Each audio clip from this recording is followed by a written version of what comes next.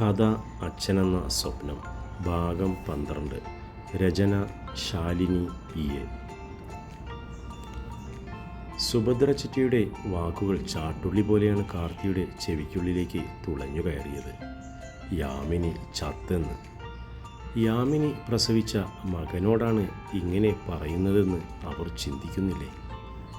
തൻ്റെ അമ്മയോട് അച്ഛനില്ലാത്ത വെറുപ്പ് എന്തിനാണ് അവർക്ക്?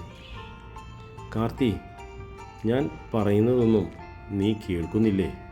കേൾക്കുന്നുണ്ട്, ചിറ്റ പറഞ്ഞോളൂ. താൻ പറയുന്നതൊന്നും അതിൻ്റേതായ ഗൗരവത്തിൽ ഇവൻ എടുക്കുന്നില്ലേ എന്ന് ചിന്തിച്ചതും സുഭദ്ര ഒരു നിമിഷം മൗനമായി. പറഞ്ഞോളൂ ചിറ്റേ, അവൻ വീണ്ടും ആവശ്യപ്പെട്ടു. കാർത്തി, ഞാൻ പറയുന്നത് എന്താണെന്ന് വെച്ചാൽ, നിൻ്റെ അച്ഛനും നീയുമൊക്കെ സമൂഹത്തിൽ നിലയും വിലയുമുള്ള ആൾക്കാരാണ്. യാമിനി എന്താണ് നമ്മുടെ വീട്ടിൽ ചെയ്തതെന്ന് നിനക്ക് അറിയുന്നതല്ലേ കാർത്തി? അവളെ കല്യാണം കഴിക്കാൻ നിൻ്റെ അച്ഛൻ താല്പര്യം പ്രകടിപ്പിച്ചപ്പോഴേ നിൻ്റെ മുത്തശ്ശനും മുത്തശ്ശിയും മറ്റുള്ള ബന്ധുക്കളും അതിനെ എതിർത്തതാണ്. അച്ഛൻ്റെ വാശി ഒന്നുകൊണ്ട് മാത്രമാണ് ആ കല്യാണം നടന്നത്. കൂടെ നിൽക്കാൻ എന്തിനും തയ്യാറി നിൻ്റെ രേണുചിറ്റയും ഉണ്ടായിരുന്നു. ഇപ്പോഴും അതിന് മാറ്റമൊന്നുമില്ലല്ലോ. അവളും ഭർത്താവും അവളുടെ മകനും ഹോസ്പിറ്റലിലുണ്ടല്ലോ. ബദ്രിനാഥ് എന്ന് പറഞ്ഞാൽ കേരളം മുഴുവൻ അറിയപ്പെടുന്ന പാട്ടുകാരനാണ്. അവന് പോലും അവൻ്റെ വിലയറിയാത്തതുപോലെയുള്ള പെരുമാറ്റമായിപ്പോൾ. നീ അച്ഛനോട് എത്രയും വേഗം തിരിച്ചു പോരാൻ പറ. ന്യൂസ് ചാനലിലൊന്നും ഇതുവരെ ആത്മഹത്യ ചെയ്ത യാമിനി നിൻ്റെ അച്ഛൻ്റെ ആദ്യ ഭാര്യ ആയിരുന്നു എന്ന് വാർത്ത വന്നിട്ടില്ല. അത് വരുന്നതിന് മുൻപ് നീ അച്ഛനെ തിരിച്ചു പിടിക്കുക. സുഭദ്രയുടെ ഓരോ വാക്കുകളും അവനിൽ ദേഷ്യം നിറച്ചുകൊണ്ടേയിരുന്നു. ചിറ്റേ, അച്ഛൻ്റെ ആദ്യ ഭാര്യയെന്ന് ചിറ്റ എടുത്തു പറയണമെങ്കിൽ എൻ്റെ അമ്മ പോയതിന് ശേഷം അച്ഛൻ വേറെ വിവാഹം കഴിച്ചിരിക്കണമല്ലോ. അപ്പുറത്ത് മറുപടിയില്ല. ചിറ്റ എന്താ ഒന്നും പറയാത്തത്? അങ്ങനെയല്ല മോനെ, അച്ഛൻ നിൻ്റെ അമ്മയെ ഡിവോഴ്സ് ചെയ്തതാണല്ലോ, അത് ഓർത്തിട്ട് പറഞ്ഞതാ. എൻ്റെ ഓർമ്മയിൽ അച്ഛൻ അമ്മയെ ഡിവോഴ്സ് ചെയ്തിട്ടില്ല. ഇപ്പോഴും നിയമപരമായി എൻ്റെ അമ്മ തന്നെയാണ് അച്ഛൻ്റെ ഭാര്യ. നിലവിലെ ഭാര്യയോ പൂർവ്വ ഭാര്യയോ എന്നതല്ലല്ലോ ഇവിടുത്തെ വിഷയം. നമ്മുടെ തറവാടിന് കളങ്കം ചാർത്തിയവളാണ് യാമിനി. അതറിഞ്ഞ നിമിഷം അവളെ അവിടെ നിന്ന് നിൻ്റെ അച്ഛൻ തൂത്തെറിഞ്ഞതാണ്. പിന്നെ എന്തിനാണ് നിൻ്റെ അച്ഛൻ അവൾക്ക് കാവലായി പോയിരിക്കുന്നത്?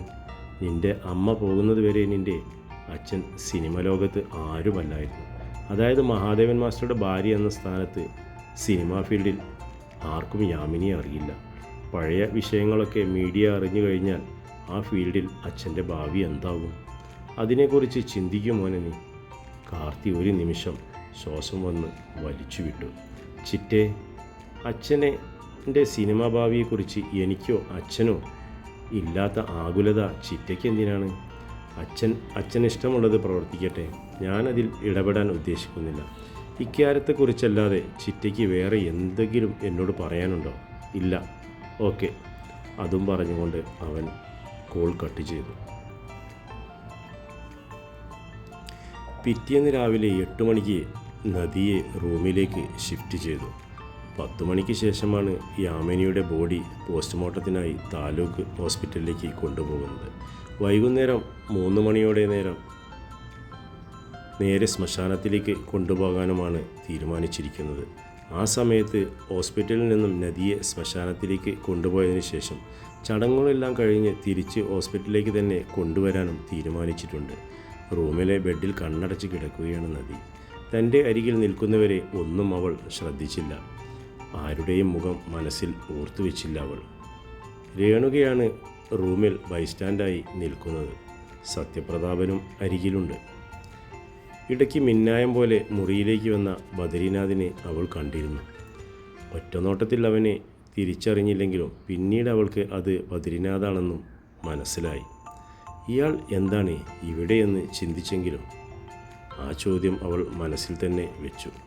തനിക്ക് ആരുമില്ലെന്നും താൻ തികച്ചും അനാഥയാണെന്നും ഇതിനകം അവൾ മനസ്സിനെ പറഞ്ഞു പഠിപ്പിച്ചു കഴിഞ്ഞിരുന്നു.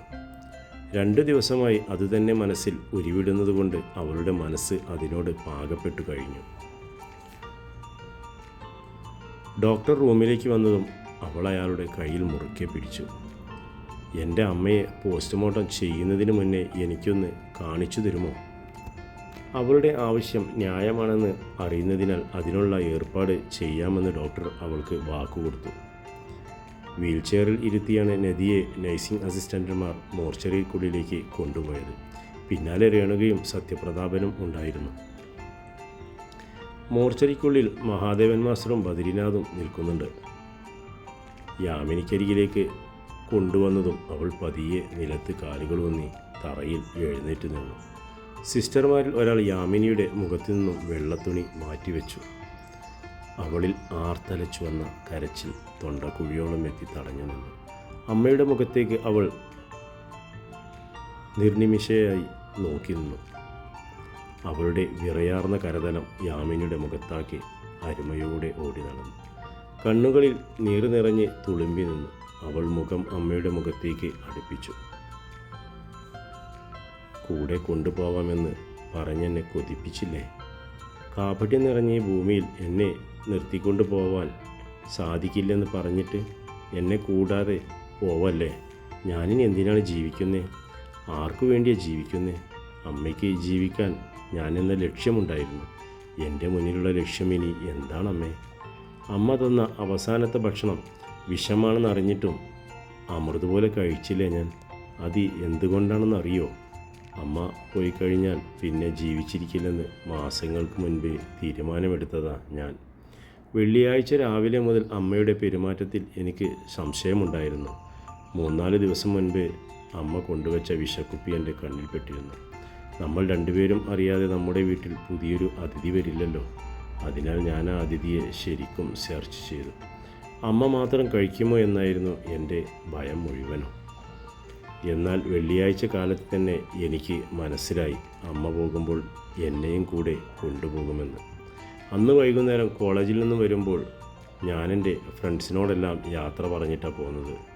അവർ കരുതി കാണും ഞാനെങ്ങോ വിരുന്നു പോവുകയാണെന്ന്.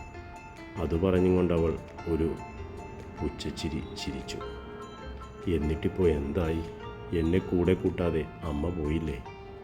അമ്മയില്ലാതെ ഞാൻ തനിച്ചായി പോയില്ലേ?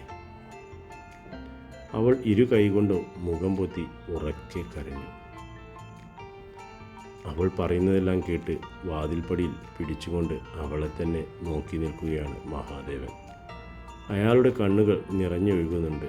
അനാഥയെന്നവൾ സ്വയം ആരോപിക്കുമ്പോൾ എൻ്റെ കുഞ്ഞ് അനാഥയിൽ നിന്ന് പറഞ്ഞുകൊണ്ട് അവളെ വാരിയെടുത്ത് നെഞ്ചോട് ചേർക്കാൻ ആ അച്ഛൻ ജന്മം കൊതിച്ചു. എനിക്ക് വയ്യാട്ടോ, അമ്മയില്ലാതെ ജീവിക്കാൻ എനിക്ക് പറ്റില്ല. ഞാൻ വരും അമ്മയുടെ കൂടെ. അമ്മ ധൈര്യമായി പൊയ്ക്കോ, ഒരാഴ്ച അതിലപ്പുറം പോവില്ല. അത്രയും പറഞ്ഞ് കഴിയുമ്പോഴേക്കും അവളുടെ സ്വരം കല്ലിച്ചു പോയിരുന്നു. നദി കണ്ണുകൾ അമർത്തി തുടച്ചു. പതിയെ വീൽചെയറിലേക്കിരുന്നു അവൾ സിസ്റ്റർമാരെ നോക്കി. പോവാം സിസ്റ്റർ ചോദിച്ചതും അവൾ പതിയെ തലയാട്ടി. നദിയെ പുറത്തേക്ക് കൊണ്ടുപോയതും യാമിനിയെ പോസ്റ്റ്മോർട്ടത്തിന് കൊണ്ടുപോകാനുള്ള നടപടിയായി. പോസ്റ്റ്മോർട്ടം ചെയ്യുന്ന താലൂക്ക് ഹോസ്പിറ്റലിലേക്ക് ആംബുലൻസിന് പിന്നാലെ ബദ്രിയും കാറിൽ മഹാദേവനും പോയി. ഇന്നലെ രാത്രിയിൽ പലവട്ടം കാർത്തി എൻ്റെ ഫോണിലേക്ക് വിളിച്ചിരുന്നു. ഡ്രൈവിങ്ങിനിടയിൽ അവൻ മഹാദേവനോട് പറഞ്ഞു. എന്നിട്ട് പുറത്തേക്ക് നോക്കിക്കൊണ്ട് സീറ്റിൽ ചാരിക്കിടക്കുകയായിരുന്നു മഹാദേവൻ ചോദിച്ചു. ഞാൻ ഫോൺ എടുത്തില്ല. അവൻ എന്തെങ്കിലും ചോദിച്ചാൽ ഞാൻ എന്താണ് പറയുക? ന്യൂസിലൂടെ അവൻ എന്തെങ്കിലുമൊക്കെ അറിഞ്ഞിട്ടുണ്ടാവും. അവൻ ഇന്നലെ എന്നെയും വിളിച്ചിരുന്നു. അവനോട് എനിക്ക് ശരിക്കും സംസാരിക്കാൻ കഴിഞ്ഞില്ല. അതിനു മുൻപ് ഡോക്ടർ യാമിനി മരിച്ചതായി എന്നെ അറിയിച്ചു. പിന്നെ അവൻ്റെ കോളിനെക്കുറിച്ച് ഞാൻ ചിന്തിച്ചതേയില്ല. പോസ്റ്റ്മോർട്ടത്തിന് ശേഷം വൈകുന്നേരം 3 മണിയോടെയാണ് യാമിനിയുടെ ശരീരം ശ്മശാനത്തിലേക്ക് എത്തിക്കുന്നത്. അതേ സമയത്ത് തന്നെ സത്യപ്രതാപനും രേണുകയും നദിയെ കൂട്ടി അവിടെ എത്തിയിരുന്നു. സുഖമില്ലായിരുന്നിട്ടും അവൾ തന്നെ അമ്മയുടെ കർമ്മങ്ങളെല്ലാം ചെയ്തു. നിനക്കൊരു ഏട്ടനുണ്ട്. അമ്മ അവസാനം പറഞ്ഞ വാക്കുകൾ അവളുടെ ചെവിയിൽ മുഴങ്ങിക്കേട്ടു. എനിക്കൊരു ഏട്ടനെന്നാൽ അമ്മയ്ക്കൊരു മകൻ എന്നല്ലേ അർത്ഥം? ഒരു മകനുണ്ടായിട്ടും അമ്മയ്ക്ക് അന്ത്യകർമ്മങ്ങൾ ചെയ്യാൻ മകൾ വേണ്ടി വന്നു. പുത്രൻ എന്ന പദത്തിൻ്റെ അർത്ഥം പോലും അറിയാത്തവൻ. ഭൂം എന്ന വെള്ളത്തിൽ വീഴാതെ ത്രാണനം ചെയ്യുന്നവനാണത്രേ പുത്രൻ. പെറ്റു വളർത്തിയിട്ടും യോഗമില്ലാത്ത അമ്മ. അന്ന് അച്ഛനെക്കുറിച്ച് പറയുമ്പോഴൊന്നും അമ്മ പറഞ്ഞില്ല മകനെക്കുറിച്ച്. അച്ഛൻ അമ്മയെ പടിയിറക്കി വിടുമ്പോൾ കണ്ടു രസിച്ചവനാകും ആ മകൻ. രസിക്കട്ടെ, അച്ഛനും മകനും രസിക്കട്ടെ. നന്നായി അവർ ആരാണെന്ന് അമ്മ പറയാതിരുന്നത്. എന്നെങ്കിലും എവിടെയെങ്കിലും വെച്ച് നേർക്കുനേരെ കണ്ടാലും തിരിച്ചറിയില്ലല്ലോ. പരിചയപ്പെടുത്തി തരാനുള്ള ആൾ പോയി കഴിഞ്ഞില്ലേ. അല്ലെങ്കിലും താനിനി അവരെയൊന്നും കാണാനും പോകുന്നില്ല. ഒരാഴ്ചയ്ക്കുള്ളിൽ താൻ അമ്മയുടെ അടുത്തേക്ക് തന്നെ പോകും. ആചാര്യൻ പറയുന്നതനുസരിച്ച് കർമ്മങ്ങളൊക്കെ ചെയ്യുമ്പോഴും അവളുടെ ചിന്തകൾ ഇതെല്ലാമായിരുന്നു. മനസ്സ് കല്ലാക്കി മാറ്റിയവരുടെ കണ്ണിൽ നിന്നും അന്നേരം കണ്ണുനീരൊന്നും അടർന്നു വീണില്ല. അമ്മയുടെ ചിതയാളി കത്തുമ്പോൾ അവളുടെ മനസ്സ് തിരയൊഴിഞ്ഞ കടൽ പോലെ ശാന്തമായിരുന്നു. ആ ചിതയിലേക്ക് എടുത്തു ചാടാൻ മനസ്സ് 1000 വട്ടം പറഞ്ഞുവെങ്കിലും ഹോസ്പിറ്റലിൽ നിന്ന് വീട്ടിലേക്ക് എത്തുന്ന നിമിഷം, താൻ തനിച്ചാകുന്ന നിമിഷം ഈ ഭൂമി വിട്ടുകയും എന്ന ദൃഢപ്രതിജ്ഞ എടുക്കുകയായിരുന്നു അവളുടെ മനസ്സ്. തിരികെ ഹോസ്പിറ്റലിലെ റൂമിലേക്ക് എത്തുമ്പോൾ അവളിൽ മൗനം മാത്രമാണ് നിറഞ്ഞു നിന്നിരുന്നത്. മഹാദേവനും ബദ്രിയും തിരുനന്ദനത്തേക്കാണ് മടങ്ങിയത്. മടക്കയാത്രയിൽ രണ്ടുപേരും പരസ്പരം ഒന്നും പറഞ്ഞില്ല. ഗേറ്റിലെത്തി ഓണടിച്ചതും സെക്യൂരിറ്റി വന്ന് ഗേറ്റ് തുറന്നു കൊടുത്തു. കാർപ്പുറച്ചിൽ കാർ നിർത്തി ഇറങ്ങുമ്പോഴേക്കും രാമേട്ടൻ പൂമുഖവാതിൽ തുറന്നു കഴിഞ്ഞിരുന്നു. ആടിയാടി റൂമിനുള്ളിലേക്ക് കയറി പോകുന്നയാളെ രാമേട്ടൻ നോക്കി നിന്നു. കുഞ്ഞെ കഴിക്കാൻ എടുത്തു വെക്കട്ടെ? രാമേട്ടൻ ബദ്രിയുടെ നേർക്ക് തിരിഞ്ഞു. ഒന്നും വേണ്ട, രാമേട്ടൻ വാതിലടച്ച് കിടന്നോളൂ. എനിക്കൊന്ന് കുളിക്കണം, അതിനുശേഷം ഞാനും കിടക്കും. അവൻ അതും പറഞ്ഞുകൊണ്ട് കാർത്തിയുടെ റൂമിന് നേർക്ക് നടന്നു. ചാരിയിട്ട വാതിൽ തുറന്നു ബെഡിൽ വിലങ്ങനെ കിടക്കുന്ന കാർത്തിയെയാണ് അവൻ കണ്ടത്. ഇവനെന്താ ഇങ്ങനെ കിടങ്ങിറങ്ങിപ്പോയോ എന്ന് ചിന്തിച്ചാണ് ബദ്രി കാർത്തിക്കരികിൽ എത്തിയത്. എന്നാൽ സീലിങ്ങിലേക്ക് നോക്കി തുറന്ന മിഴികളെ കിടക്കുന്നവനെ കണ്ടതും ബദ്രിയുടെ നെഞ്ചിലൊരു മിന്നൽ പാഞ്ഞു. തുടരും കഥയുടെ അടുത്ത ഭാഗം നാളെ ഇതേ സമയം.